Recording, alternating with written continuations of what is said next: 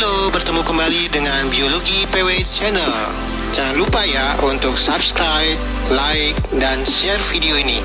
Biologi itu menyenangkan. Belajar bersama Pak PW.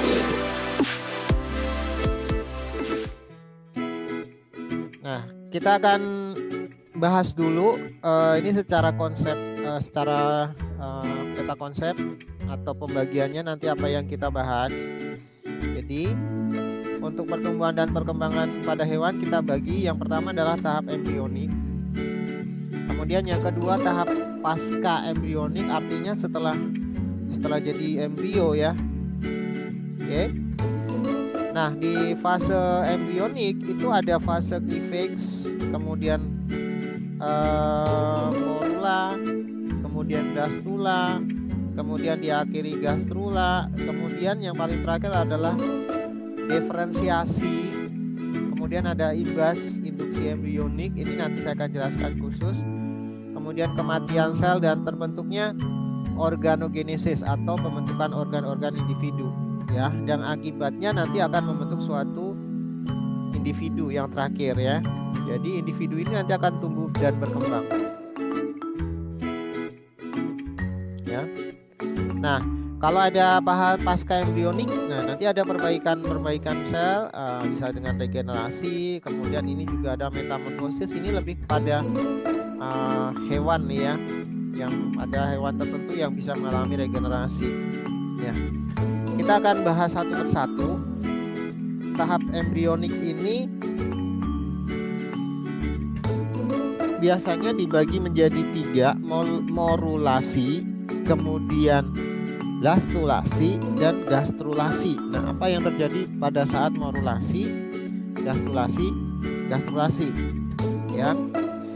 Tetapi tahap embrionik ini kita golongkan dulu ya ke dalam, kalau di tingkatan pertumbuhan itu masuknya pertumbuhan dari masa prenatal ya, masa prenatal.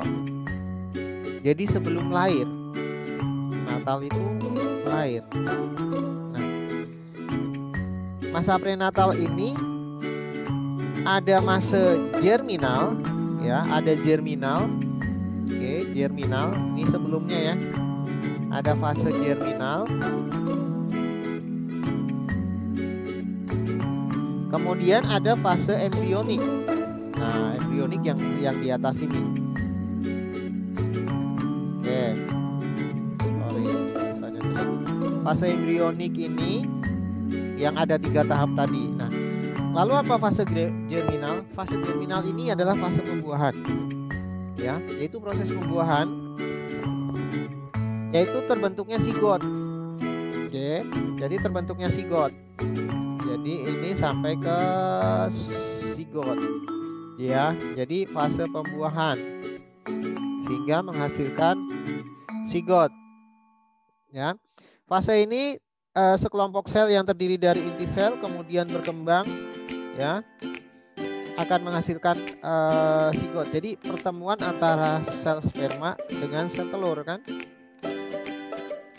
lalu menghasilkan sigot. Nah, setelah sigot menempel pada dinding uterus ya, sigot menempel pada dinding rahim uterus, maka akan terjadi suatu peristiwa perkembangan embrio ya. Itu terjadi pada kalau manusia itu 2 sampai 8 minggu kehamilan ya, embrionik ya. Jadi ini setelah sigot itu menempel di rahim ya, akibatnya terjadi perkembangan embrio di situ. Nah, lalu mulailah fase embrionik itu terjadi ya. Kalau pada manusia saya katakan tadi 2 sampai 8 minggu kehamilan. Yang pertama adalah morulasi. Morulasi itu menghasilkan morula.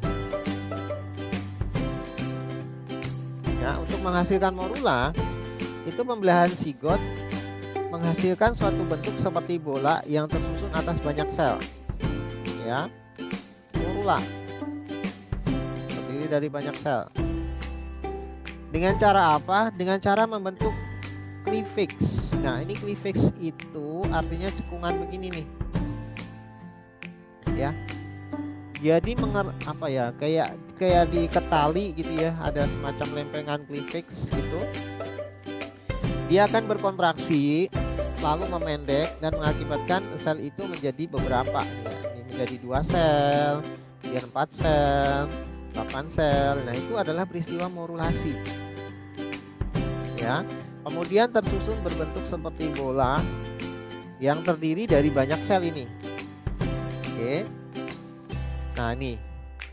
Kemudian diikuti oleh yang kedua adalah blastulasi dan menghasilkan blastula.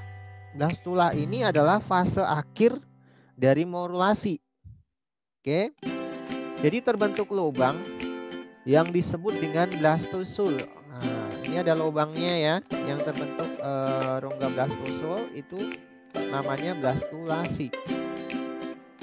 Di antara kutub fungsional, animal pool dan kutub vegetatif.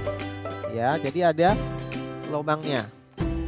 Selanjutnya yang ketiga akan diikuti masa yang namanya gastrulasi. Nah, gastrulasi itu menghasilkan gastrula. Oke. Nama peristiwanya adalah gastrulasi. Tambah isi ya. Menghasilkan gastrula.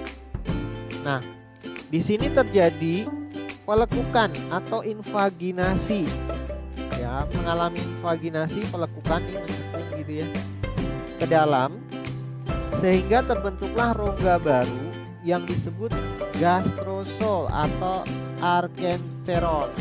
Ya, rongga gastrosol.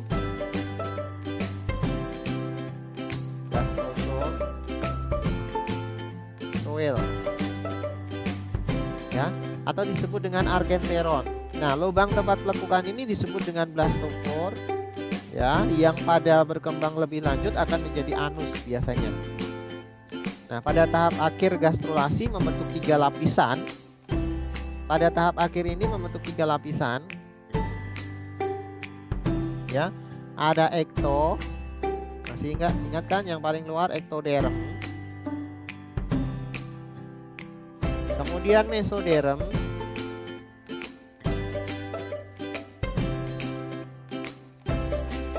Dan yang terakhir adalah endoderm.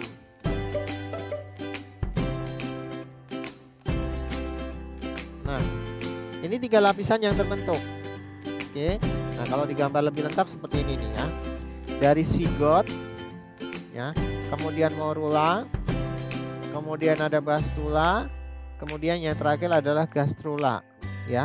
Pada saat gastrulasi itu terbentuk ini ada ektoderm, kemudian endoderm, mesoderm. Nah, ini kebetulan yang digambar adalah makhluk diploblastik. Jadi hanya endo dan ekto, mesonya nggak terlihat. Ya, kita akan lihat nanti ada 3 lapisan ini akan membentuk apa aja. Endoderm membentuk apa, kemudian ektoderm membentuk apa, mesoderm membentuk apa ya. Yang meso itu bagian lapisan tengah. Oke. Jadi kalau kita lihat kan makhluk hidup itu ini di kelas 10 ya, materi kelas 10 ya. Masih ingat yang namanya makhluk triploblastik, kemudian diploblastik ya. Kalau diploblastik kan terdiri dari 2 lapisan saja tadi, ektoderm dan mesoderm ya. Kemudian ada yang triploblastik.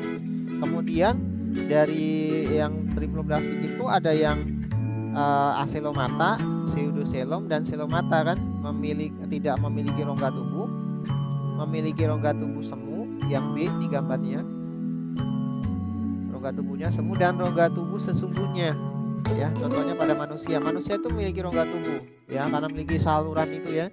Pencernaan sampai anus itu adalah rongga kita. Oke. Nah, kalau yang diploblastik kan hanya terdiri dari ekto dan endo ya. Kemudian kalau diploblastik sudah ketambahan mesoderm di bagian lapisan tengah ya. Contohnya ini pada cacing tanah ada diploblastik celomata ya, supaya tadi kok ada ekto ada endo. Nah, yang penting sekarang itu adalah ektoderm itu berkembang jadi apa, dan mesoderm berkembang jadi apa, dan endoderm berkembang jadi apa. Ini yang harus kalian pahami nih. Kalau ekto itu kan di luar, ya, maka ya akan terbentuk ini lapisan kulit, derivat epidermis, ada rambut, kuku, kemudian kelenjar-kelenjar pada kulit, ya, jaringan saraf, organ perasa, lensa mata, enamel gigi, ya, kemudian kelenjar hipofisa dan medula adrenal. Nah, ini biasanya berfungsi sebagai lebih ke reseptor, ya, reseptor sensori kebanyakan, ya. Contohnya di bagian telinga, hidung, dan mata gitu, ya. Kemudian akan berkembang menjadi otak dan syaraf, ya. Ini perkembangan dari ektoderm ini. Lalu kalau yang mesoderm, ini lapisan yang berada pada bagian tengah yang akan membentuk jaringan seperti jaringan tulang, ya. Ini jaringan tulang, kemudian otot, sistem sirkulasi, peredaran darah, kemudian ada ekskresi dan reproduksi. Ya, ini bagian-bagiannya deh semuanya. Itu mesoderm, jadi lapisan yang ada di tengah. Kemudian kalau yang di entoderm atau endoderm, ya, ini lapisan yang paling dalam yang akan berkembang menjadi saluran pencernaan nih, terutama nih. Maka membentuk rongga tubuh di dalam paling dalam itu, ya. Kemudian pernafasan juga. Nih, ini kan sistem pernafasan nih. Pencernaan plus saya tulis pernafasan, ya. Pernafasan ada paru-paru, trakea, gitu, ya. Kemudian ada beberapa organ yang membantu, ya. Contohnya ada hati, pankreas, gitu. Oke. Nah, ini perkembangan dari endoderm, ya. Tetapi pada saat proses perkembangannya itu ada yang namanya di sini imbas embrionik. Nah, ini sering ditanyakan, apa sih itu imbas embrionik? Di buku nggak ada, tapi saya tambahkan di sini. Jadi kalau ada imbas embrionik itu artinya diferensiasi ini berupa faktor luar, yaitu pengaruh dari sel tetangga dalam embrio tersebut hingga satu bagian menyebabkan diferensiasi bagian yang lain yang berdekatan. Jadi istilahnya organ tersebut dibuat oleh imbas tertentu atau dua sel yang saling berdekatan yang harusnya membuat apa menjadi apa, tapi dia dengan bersatunya atau bekerja samanya saling berimbas gitu, ya, lalu membentuk organ tertentu. Contohnya organ mesoderm mempunyai pengaruh imbas pada ektoderm, ya, lapisan meso plus ektoderm gitu, ya, akan membentuk perkembangan alat gerak. Nah, alat gerak itu apa saja? Ya, bisa kaki, tangan gitu, ya, sayap kalau di hewan face gitu, ya. Jadi alat gerak ini perkembangan dari mesoderm dan ektoderm yang saling bekerja sama, bukan spesifik. Jadi itu istilahnya disebut dengan imbas embrionik, ya, yaitu sebagian dari ektoderm dan sebagian lagi dari mesoderm. Contoh lain adalah perkembangan mata, ya, sebagian berasal dari ektoderm, sebagian dari mesoderm, ya. Dari luar kan tadi fungsinya lebih kepada sensori, ya, tapi dia berkembangnya itu gabungan dengan mesoderm. Oke. Dan bagian lain berasal dari neural ektoderm ini yang tadi saraf sensori. Jadi itu namanya imbas embrionik. Jadi dua lapisan yang bisa memunculkan suatu organ yang spesifik, ya, itu imbas embrionik. Nah, setelah berkembang menjadi embrio, apa yang terjadi? Perkembangan selanjutnya tumbuh menjadi organogenesis. Jadi proses pembentukan organ. Nah, kalau sudah membentuk organ mah ya membentuk jantung, membentuk paru-paru, semua organ di dalam tubuh itu namanya organogenesis, ya. Membentuk organ tangan, pembentukan mata, ya, dan sebagainya. Ini di dalam kandungan ya, kalau di manusia, oke, organogenesis terbentuknya. Nah, ini nggak harus kalian kuasai lagi di kelas 12, tapi saya mengingatkan ya, waktu kita awal terbentuk itu ya, manusia terbentuk itu dari sperma, kemudian ini ada sel telur. Nah, kita perhatikan ada berjuta-juta sperma yang mengelilingi sel telur tersebut, tapi pada akhirnya hanya satu yang bisa menembus, ya, zona pellucida. Nah, karena di sini ada akrosom yang memiliki enzim tertentu yang bisa menembus ini zona pellucida. Akhirnya terbentuk ini ya. Perkembangannya dari 0D, 1 ya sampai 4D morula gitu ya. Kemudian sampai terbentuk blastosul, ya, zigot di sini. Lalu berkembang menjadi embrio yang di rahim nih ya, berkembang menjadi janin nanti. Oke. Nah, ini perkembangannya seperti ini. Ini nggak usah dipelajari lagi. Maksudnya nggak usah dihafalin lagi. Ini kalian kan kelas 9 sudah pelajari, saya hanya mengingatkan saja. Jadi seperti ini gambarannya ya. Ini kan ada ovarium, kemudian ada tuba fallopi ini ya, yang untuk terjadinya fertilisasi. Ini ada fibre yang menangkap sel telur itu ya. Lalu ini di sini adalah rahim menempel kan. Nah, kalau seseorang tidak dibuahi kan, di wanita itu kan luruh ya, dinding endometriumnya meluruh dan menjadi darah menstruasi kan, disebutnya darah kotor karena ada bercampur dengan lapisan-lapisan embrional di sini, lapisan uterus di sini. Oke ya. Nah, di sini ini juga gambaran saja, ovulasi, kemudian ada sperma, kemudian terbentuk ini zigot ya, lalu berkembang menjadi morula, kemudian blastosa, dan implantasi atau penanaman ya di dinding endometrium. Lalu dia akan berkembang menjadi janin. Nah, janin ini atau fetus itu ya, omega 5 minggu begini, kemudian 14, 20 ya, sudah mulai ada organogenesis kan itu ya, berbentuk kaki, tangan, mata, jantung. Nah, ini perkembangan lebih lengkapnya ya, sampai 50 sampai 60 hari. Nih, 5 mili ya, jangan dibayangin ini segede ini ya di dalam perut. Oke. Nah, kalau di dalam perut secara fisiologi kan kalian udah pernah belajar ini ya, ada amnion, kemudian ada allantois, kemudian ada kuning telur ya, ini korion ya. Ini nggak usah dihafalin lagi, saya hanya mengingatkan. Nah, ini begitu juga ya perkembangannya, pada 45 plus 1 hari gitu ya, ukurannya sekian, 22 sampai 24 mili. Nah, ini di dalam tubuh kalau ada gambarannya seperti ini ya, sampai terakhir adalah fase watermelon, ukurannya sama dan siap untuk dilahirkan. Oke.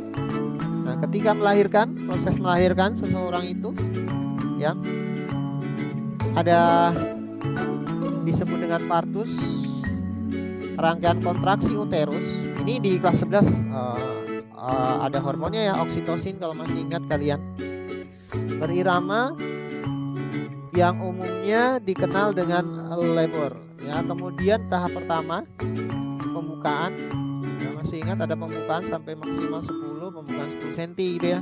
Lalu kepalanya bisa keluar dan biasanya ditarik kepalanya ya, jangan sampai kakinya dulu yang keluar, nanti nyangkut atau sungsang.